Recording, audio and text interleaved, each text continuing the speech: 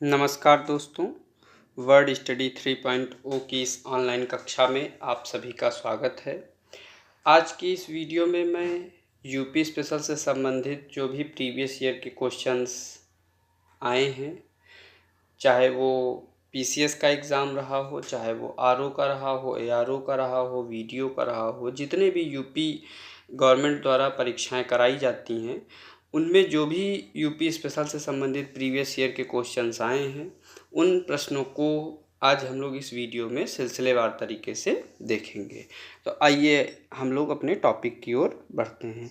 तो आज के इस लेक्चर में जो हमारा टॉपिक रहने वाला है वो है उत्तर प्रदेश एक परिचय के रूप में। ये बात आप लोगों को ध्यान रखनी है कि इसके अंतर्गत हम लोग जो देखने जा रहे हैं वो उत्तर प्रदेश एक परिचय के रूप में देखेंगे। ठीक, तो ये हमारा आज का टॉपिक है। तो इसी संदर्भ में हम लोग अपने आज के सभी प्रश्नों को देखेंगे। आइए हम लोग अपने प्रश्नों की तरफ बढ़ते हैं। तो हमारा पहला प्रश्न इससे संबंधित है, निम्नलिखित में से कौन एक सही सुमेलित नहीं है। तो अगर मैं बात करूं इस तरह के प्रश्नों की, तो इसमें हमें ये बताना होता है कि 3 विकल्प हमारे सामने सही दिए होते हैं, एक विकल्प हमें गलत दिया होता है। तो इसमें से हमें बताना होगा कि जो गलत वाला विकल्प है वो कौन सा है। तो अगर मैं बात करूं देवा की, तो देवा में जो है एक देवा शरीफ की दरगाह है जो कि बाराबंकी में अवस्थित है। तो बाराबंकी ज़िले में देवा शरीफ की दरगाह है और यहाँ पर मेला भी लगता है। और इसके अलावा अगर मैं बात करूँ तो यहाँ इसे जो है हमारे अवध क्षेत्र की हृदय स्थली भी कहा जाता है, इतना आप ध्यान रखेंगे। अगला है आल्हा। तो आल्हा का संबंध महोबा से है। अगर बेसिकली देखा जाए तो आल्हा का जो संबंध है वो बुंदेलखंड क्षेत्र से है और महोबा उसी बुंदेलखंड का एक भाग है।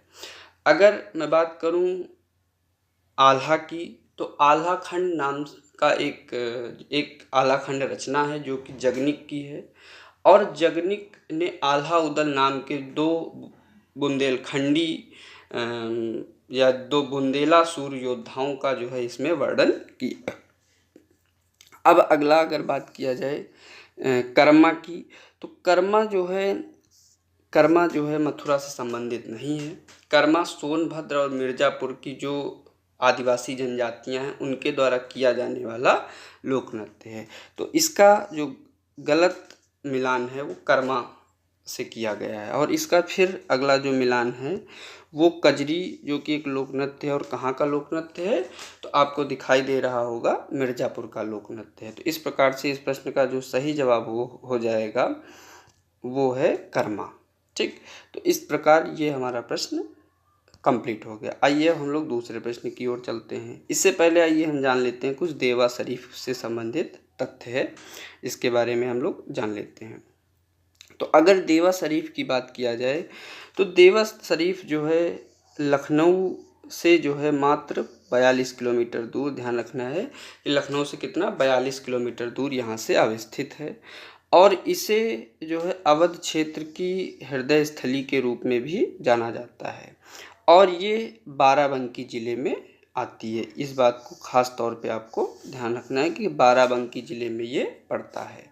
इसके अलावा अगर मैं बात करूं तो यह बाराबंकी मुख्यालय से लगभग 12 किलोमीटर की दूरी पर है। यहाँ पर हाजी वारिस अली साहब का जो है जन्म हुआ था। किसका ना जन्म हुआ था? हाजी वारिस अली साहब का। ठीक, तो अगर इनकी बात किया जाए तो इन्हें हम लोग मानवता के जो संदेश ये दिया करते थे उससे उनके संदेशों को में जो एक सामाजिक सौहार्द था, इसके कारण हम लोग इन्हें जानते हैं, याद रखते हैं। आपको पता है कि देवा शरीफ में मेला भी लगता है। इसके अलावा अगर बात किया जाए तो इनका जो जन्म है वो 19वीं शताब्दी में जो है हुआ था। 19वीं शताब्दी के जो है पहली तिमाही में, ये बात ध्यान रखनी है, 19वीं शताब्दी की पहली तिमाही में जो है इनका जन्म हुआ था। और कहाँ हुआ था? तो ये हुसैनी सैयदों का परिवार था, वहाँ पर इनका जन्म बाराबंकी में हुआ था। ठीक, तो इस प्रकार से ये प्रश्न हमारा पूरी तरह से कंप्लीट हो गया। अब आइए अगले प्रश्न की ओर बढ़ते हैं। तो हमारा अगला प्रश्न है, कर्मा जो कि एक लोक नृत्य है वो कहाँ का है। अभी मैंने आपको बताया कि कर्मा जो है सोनभद्र और इसके अलावा मिर्ज़ापुर की जो आदिवासी जनजातियां हैं उनके द्वारा यह लोक नृत्य किया जाता है। ठीक, तो इस बात को आप लोग ध्यान रखेंगे। इसके अलावा मैंने जो है कुछ अन्य नृत्यों को भी इसमें शामिल किया है, उनको भी आप लोग देख लीजिए। तो इसमें से जो हमने पहला नृत्य शामिल किया है वो शीला नृत्य है। शीला नृत्य भी जो है आपके सोनभद्र की जो है आदिवासी समुदाय द्वारा किया जाता है।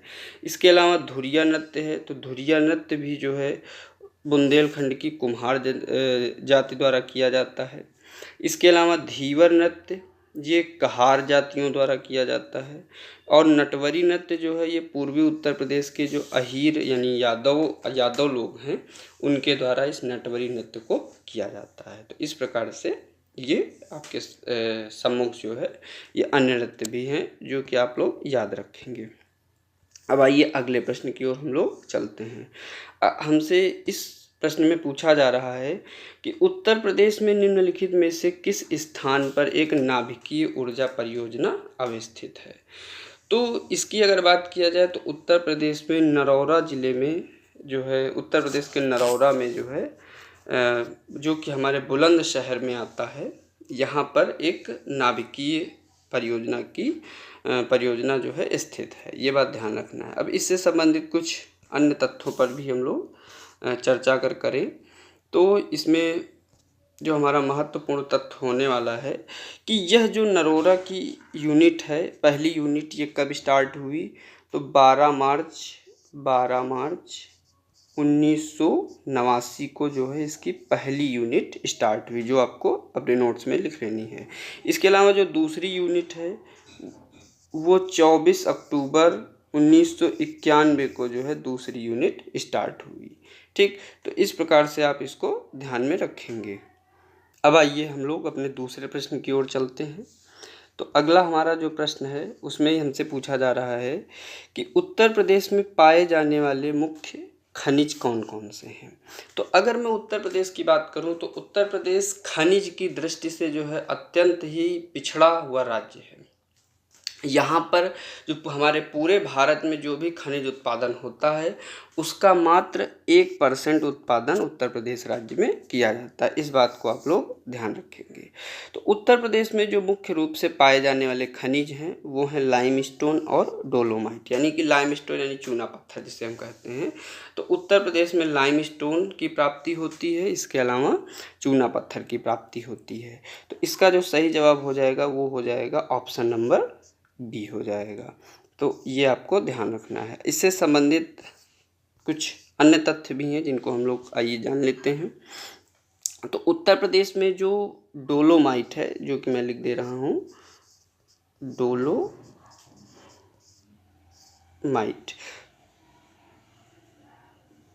यह डोलोमाइट मिर्ज़ापुर, इसके अलावा बांदा और सोनभद्र, ठीक, तो इन जिलों में इसका डोलोमाइट का उत्पादन होता है। इसके अलावा अगर मैं बात करूं तो उत्तर प्रदेश का चूना पत्थर के मामले में भारत में दूसरा स्थान है। चूना पत्थर उत्तर प्रदेश में सर्वाधिक मात्रा में उत्पादित किया जाता है और ये भारत में दूसरे नंबर पर जो है चूना पत्थर उत्पादित करता है। आपको पता है इस चूना पत्थर का उपयोग सीमेंट उत्पादन में भी किया जाता है। तो इस प्रश्न के बारे में हम लोगों ने जान लिया कि इस प्रश्न का सही जवाब हो जाएगा ऑप्शन नंबर बी। आइए अगले प्रश्न की ओर अब हम लोग चलते हैं। अब हमारा अगला प्रश्न है कि इसमें जो है हमें कुछ सूचियाँ दी गई हैं, सूची 1 और सूची 2। इसमें हमें एक दूसरे से इनको मैच करवाना है। तो इसमें अगर बात किया जाए सूची 1 की तो इसमें हमें दिया हुआ है सोनभद्र जिला। तो सोनभद्र जिले की अगर बात किया जाए तो इसका संबंध जो है चूने के पत्थर से है, जो कि मैं यहाँ पर आपके सामने मैच करवा देता हूँ। इसका संबंध चूने के पत्थर से है, इसको ध्यान रखना है।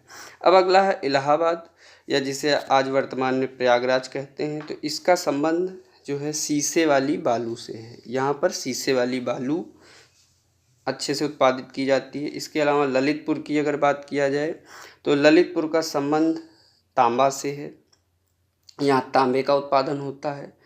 और मिर्ज़ापुर जो कि हमारा लास्ट इसमें ऑप्शन है, उसका संबंध नॉन प्लास्टिक फायर क्ले के रूप में जो है यहाँ पर उत्पादन किया जाता है। इस प्रकार ये सभी सूचियाँ हमने मैच कर दी जो कि आपको ध्यान रखनी है। आइए अब हम लोग अगले क्वेश्चन की तरफ चलते हैं। तो इस प्रश्न में हमसे पूछा जा रहा है कि लाल मिट्टियाँ पाई जाती हैं। तो सबसे पहले जान लीजिए लाल मिट्टियाँ होती क्या हैं। तो अगर लाल मिट्टियों की बात किया जाए तो इन क्षेत्रों में लोहे की प्रचुरता होती है, लौहांशों की प्रचुरता होती है, इसलिए इसे लाल मिट्टी के नाम से जाना जाता है। तो इसका अगर देखा जाए तो लाल मिट्टियों का जो उत्पादन होता है, लाल मिट्टियाँ जो पाई जाती हैं, वो मिर्ज़ापुर और झांसी में जो है लाल मिट्टियाँ पाई जाती हैं। तो इसका सही जवाब हो जाएगा मिर्ज़ापुर और झांसी। अब कुछ लाल मिट्टी के बारे में कुछ चीज़ें हैं वो अब हमें समझनी है, तो आइए हम लोग उनके बारे में जानते हैं। तो लाल मिट्टी अगर देखा जाए बेसिकली तो हमारे झांसी में इसका उत्पादन होता है या पाई जाती है। इसके अलावा मिर्ज़ापुर में पाई जाती है लाल मिट्टी। इसके अलावा अगर बात किया जाए तो सोनभद्र ज़िले में लाल मिट्टी पाई जाती है। तो ये बात आपको ध्यान रखनी है। ठीक, 3 जिलों में झांसी, मिर्ज़ापुर और सोनभद्र में जो है लाल मिट्टी पाई जाती है। और ये लाल मिट्टी जो है पठारों के जो हमारे प्लेट्यूज होते हैं उनके ऊपरी भागों में ये पाई जाती है। तो यह 2 प्रकार की होती है। एक को हम लोग कहते हैं परवा, एक तरह की मिट्टी को कहते हैं परवा, और दूसरी को कहते हैं रक्कर।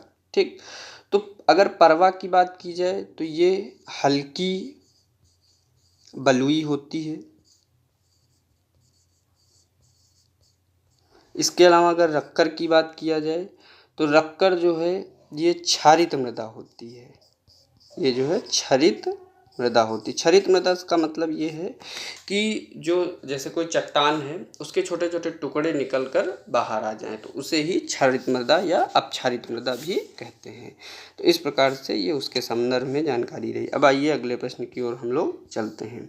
हमारा अगला प्रश्न है, निम्नलिखित में से किस नदी के तट पर गोरखपुर स्थित है। तो इसका सही जवाब जो है राप्ती। जो लोग उत्तर प्रदेश स्पेशल पढ़े होंगे उनको पता होगा कि गोरखपुर जिला राप्ती नदी के किनारे अवस्थित है। आइए राप्ती नदी के बारे में भी कुछ जानकारी हमें प्राप्त कर लेनी चाहिए। तो अगर मैं राप्ती नदी की बात करूं, अगर राप्ती नदी को देखा जाए तो यह नेपाल के मध्य पश्चिमांचल यानी कि जो नेपाल का मध्य का जो पश्चिमी क्षेत्र है वहाँ से इस नदी का उद्गम होता है और यह भारत के उत्तर प्रदेश राज्य से भारत में प्रवेश करती है। इसके अलावा यह घाघरा नदी की जो है एक सहायक नदी है।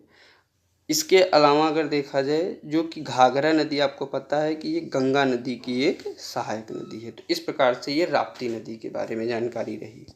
अब आइए अगले प्रश्न की ओर चलते हैं। अगला प्रश्न हमारा है कि निम्नलिखित में से कौन सही सुमेलित नहीं है। तो इसमें आपको ध्यान रखना है कि इसमें भी आपको 3 तथ्य सही बताए गए होंगे और चौथा तथ्य आपको गलत बताया गया होगा। ठीक, तो अगर मैं बात करूं सबसे पहले गंगा की, तो गंगा आपको पता है कि वाराणसी शहर जो है आपके गंगा नदी के तट पर अवस्थित है। तो इसका ये तो बिल्कुल सही सुमेलित किया हुआ है कि गंगा नदी जो है वाराणसी शहर से गुजरती है। इसके अलावा अगर गोमती की बात किया जाए तो गोमती नदी जो है सुल्तानपुर से होकर गुजरती है। तो सुल्तानपुर गोमती नदी के किनारे अवस्थित है। इसके अलावा अगर कोसी नदी की बात किया जाए तो अभी मैंने आपको गोरखपुर राप्ती नदी के किनारे बताया, तो इसका जो गलत जवाब है वो हो जाएगा राप्ती नदी। यहाँ कोसी ना होकर के राप्ती होना चाहिए, तो यही हमारा सही जवाब हो जाएगा। इसके अलावा सरयू की अगर बात किया जाए तो सरयू नदी आपके अयोध्या से गुजरती है, यानी कि अयोध्या जो है सरयू नदी के किनारे अवस्थित है। तो इस प्रकार से इसका सही जवाब हो जाएगा ऑप्शन नंबर सी। आइए अब हम लोग अगले प्रश्न की ओर बढ़ते हैं। हमारा अगला प्रश्न है, उत्तर प्रदेश में क्रियान्वित की जा रही निम्नलिखित योजनाओं में से कौन एक केंद्रीय सरकार की योजना नहीं है। तो इसमें हमें बताना है कि जो ये 4 योजनाएं दी गई हैं, इनमें से सेंट्रल गवर्नमेंट की कौन सी योजना नहीं है। तो आपको पता होना चाहिए कि जो गंगा एक्सप्रेसवे है वो तत्कालीन मुख्यमंत्री श्रीमती सुश्री मायावती जी द्वारा जो है ये परियोजना शुरू की गई थी, लेकिन ये बीच में रुकी रही। और गंगा एक्सप्रेसवे आपको पता है कि उत्तर प्रदेश के 2 जिलों को जोड़ता है। एक तो आपका मेरठ से चल करके, मेरठ मतलब ये निर्माणाधीन है, मेरठ से चल करके ये प्रयागराज को जो है एक तरह से जोड़ता है। तो ये तो सेंट्रल गवर्नमेंट की योजना है, तो इसका मतलब ये हमारा सही जवाब नहीं हो सकता। अगर बात किया जाए दूसरे ऑप्शन की, तो महात्मा गांधी राष्ट्रीय ग्रामीण रोजगार गारंटी योजना, यानी ये मनरेगा की बात कर रहा है। तो आपको पता है कि मनरेगा भारत सरकार द्वारा जो है शुरू किया गया एक राष्ट्रीय कार्यक्रम है। इसके अंतर्गत 100 दिनों का रोजगार जो है दिया जाता है। तो इसका सही जवाब जो है इसमें हमें बताना था केंद्रीय सरकार की योजना नहीं। वैसे तो हमें सही जवाब इसका पता चल चुका है कि गंगा एक्सप्रेसवे जो उत्तर प्रदेश सरकार की एक परियोजना है, इसका सही जवाब ये होगा। इसके अलावा ग्रामीण स्वास्थ्य मिशन, ये भी सेंट्रल गवर्नमेंट का है।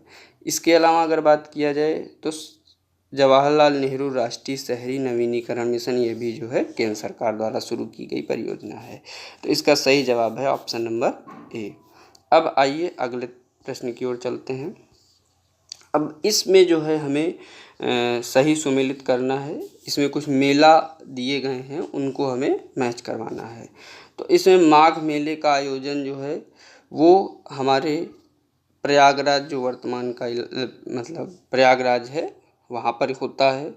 इसके अलावा झूला मेले का आयोजन अगर कहा जाए तो ये होता है आपके वृंदावन में। झूला मेले का आयोजन वृंदावन में होता है। पशु मेले का आयोजन बटेश्वर में होता है। और देवा मेले का आयोजन बाराबंकी में, जो कि हम लोग पहले डिस्कस कर चुके हैं। तो इस प्रकार से ये सही सुमेलित कर दिए गए हैं, जो आपको ध्यान रखना है। अब आइए अगले प्रश्न की ओर हम लोग चलते हैं, जो कि संभवतः ये आज का लास्ट प्रश्न है। हमारे इस प्रश्न में हमसे पूछा जा रहा है कि वर्तमान में लखनऊ में निम्नलिखित में से कौन कौन से हैं। तो मतलब पूछ रहा है कि लखनऊ में क्या क्या अभी अवस्थित है। तो अगर इस प्रश्न की बात किया जाए तो इसमें हमें 4 विकल्प दिए गए हैं, और इन 4 विकल्पों में जो जो चीज़ें हमें सही विकल्प के रूप में आएंगी हमारे सामने, उसी के हिसाब से हम लोग अपना आंसर इसमें निकालेंगे। तो अगर बात किया जाए तो जल संस्थान की, तो जल संस्थान हमारे लखनऊ में अवस्थित है। इसी तरह से नगर निगम, आपको पता है म्यूनिसिपल कॉरपोरेशन, ये भी लखनऊ में है। विकास प्राधिकरण, जिसको हम लोग LDA के नाम से जानते हैं, लखनऊ डेवलपमेंट अथॉरिटी, ये भी जो है लखनऊ में है। जिला नगरीय विकास प्राधिकरण अभिकरण एजेंसी, यानी कि ये भी हमारे लखनऊ में है। तो ये चारों ही अभिकरण जो है हमारे लखनऊ में अवस्थित हैं। तो इस प्रश्न का सही जवाब हो जाएगा ऑप्शन नंबर डी। तो आज की श्रृंखला प्रश्नों की यही हम संपन्न होती है, और मुझे आशा है कि आप लोग इस वीडियो को देखेंगे और जो भी प्रश्न परीक्षाओं में आए हैं उन प्रश्नों को अच्छे से समझ सकेंगे। Thank you very much.